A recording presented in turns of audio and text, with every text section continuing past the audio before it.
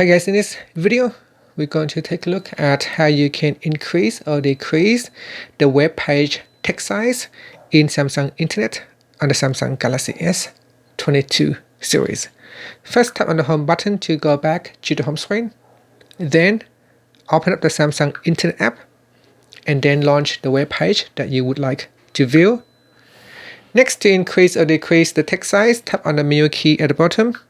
From the pop-up menu, tap on text size, and here you can drag the slider bar to the right to increase the text size up to 200%, or decrease the text size by dragging the slider bar to the left hand side to decrease down to 50%.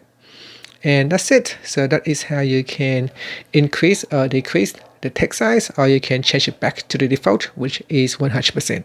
Then tap on the OK button to save the changes. And that's it. Thank you for watching this video. Please subscribe to my channel for more videos.